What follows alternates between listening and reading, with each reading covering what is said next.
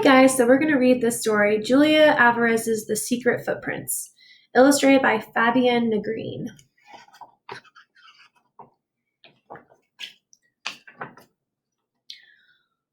On an island not too far away and in a time not so long ago lived a secret tribe called the Kiwapas. They made their homes underwater in cool blue caves hung with seashells and seaweed.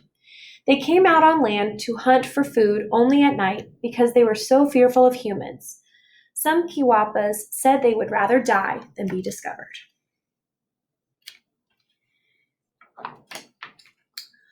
Luckily, the Kiwapas had a special secret that kept them safe from people. Their feet were on backward. When they walked on land, they left footprints going in the opposite direction.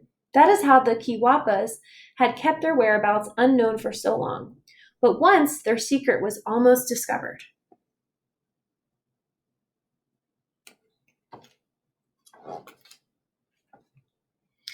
In the tribe lived a young Kiwapa who was very beautiful, with bright eyes and golden skin and black hair that flowed all the way down her back. Unlike the other Kiwapas, she was not fearful of humans. That is why her name was Guapa, which means brave and bold, and also beautiful in Spanish. Sometimes Guapa set out hunting at night before it was really dark enough.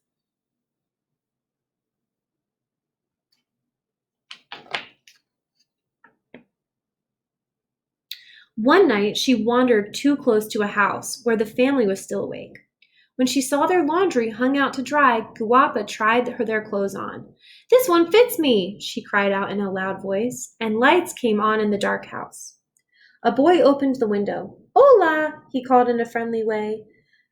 Guapa was curious about him. What is it like to be a human child, she wondered, but she was hurried away.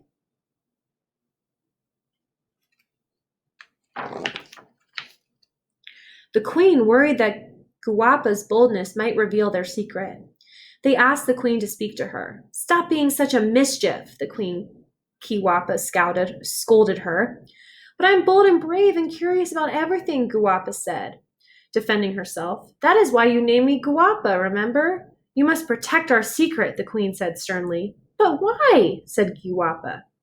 No Kiwapa has ever dared to ask the queen that question before. The queen said, "If people find out where we live, they will capture us because we are so beautiful. Doctors will want to put us in cages and study us. We will be forced to live on land." Kiwapa's mouth fell open. "I know, I love living underwater, with fish tickling my neck and currents flowing through my hair. So I never have to comb it. I don't want to live on land. I just like to visit." "Then you must stop taking chances," the queen warned. "Humans are unkind. They will force you to take baths and do laundry and wash your hands before meals." That's when Guapa promised with all her heart that she would be very, very careful.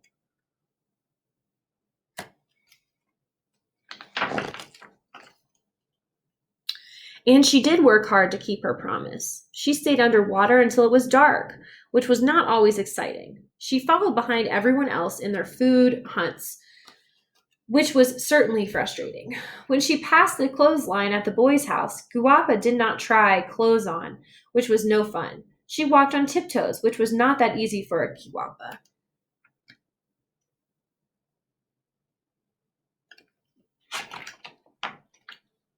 She came upon the family having a picnic under a shade tree by the river.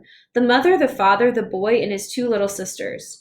Guapa hid behind some bushes and watched them eating the fried pastelitos and mangoes from a basket on a large piece of cloth laid out on the grass. The sight made her hungry, so hungry she had not eaten anything since the night before.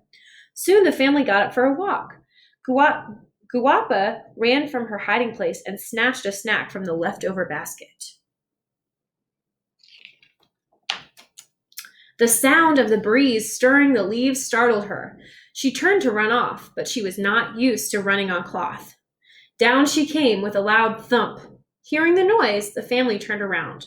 "Are you all right?" they asked as they ran to her side. For once in her life, Guapa could not get a word out. The secret of the Kiwapas was going to be discovered. They would have to leave their cool blue caves at the bottom of the river and live on dry land forever. Doctors would put them in cages and stare at them, all because Guapa could not contain her curiosity.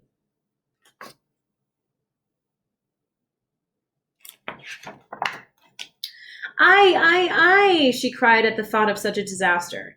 She's really hurt, the boy said. She can't walk. I'm afraid you're right, mijo, the father said, unwinding the cloth from around Guapa's feet. She's twisted both her ankles badly. Does it hurt? One of the two little girls asked. The other little girl was too little to think up her own question, so she asked, Does it hurt a lot? Guapa nodded. She would pretend that her ankles were twisted. No matter what, she would keep the secret of the Kiwapas safe. But then she heard the dreaded words. We're going to take her to the doctor, said the mother. He'll want to examine her. Ay, Giappa cried when they tried to pick her up. We should not move her, the father said. We should get the doctor to bring him here. We can't leave her alone, the mother said. By now it was dark in the grove beside the river. I'll stay with her, said the boy, puffing up his chest out proudly.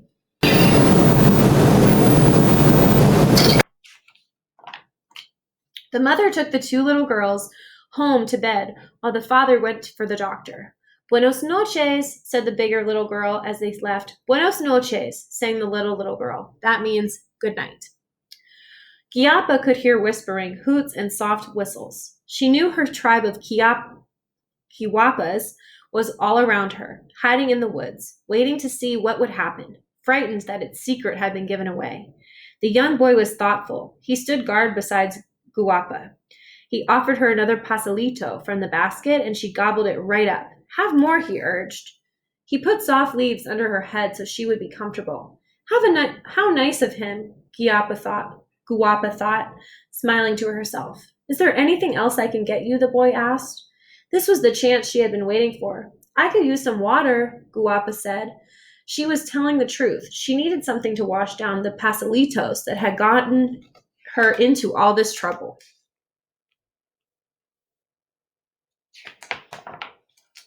I'll bring you a coconut shell of water from the river, the boy said.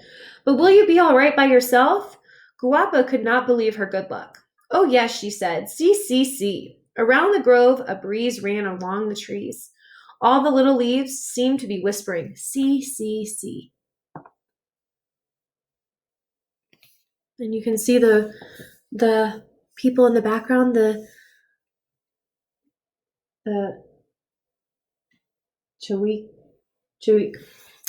Chuikpas, saying it wrong again. The minute the boy was out of sight, the Chuikpas rushed out to carry Guapa away. Shh, the Kiapuas said when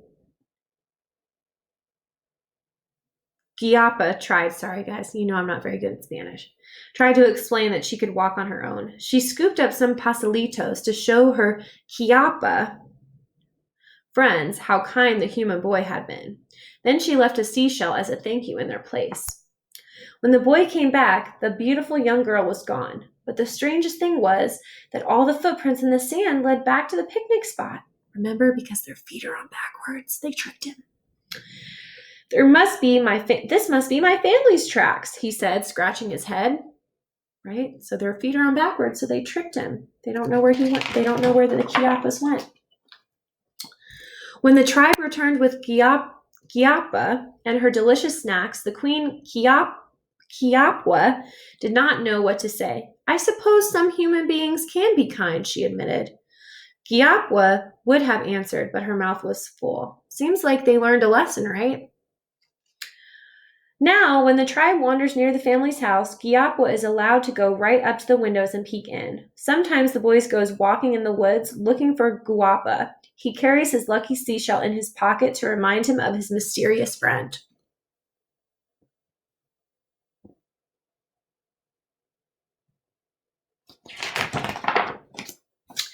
Guapa has asked the Kiapuas not to take any eggs from this family. When the laundry is left out, Guapa helps fold the clothes on the lines for the kind boy and his two little sisters. She always finds pastelitos waiting in the boy's pocket. All right, that's the end of the story. Now, I wanted to share something with you guys that was at the back of the story. So, this book is written by a woman, Julia Alvarez, and she is from the Dominican Republic. So this is what she says. She says, I first heard about the Quiapuas when I was little, as the little girl in the story. My family lived in the Dominican Republic, where the Quiapuas come from. My mother and aunts told me all about these beautiful creatures with golden skin and long black hair who live in caves under the water. I always thought it was so smart for them to have their feet on backwards so their toes face where they have come from. Now that I'm grown up and live in the United States, I found that there are many different versions of the Quiapua story. These unusual and beautiful creatures originated, that means come from, a long time ago in the Dominican Republic.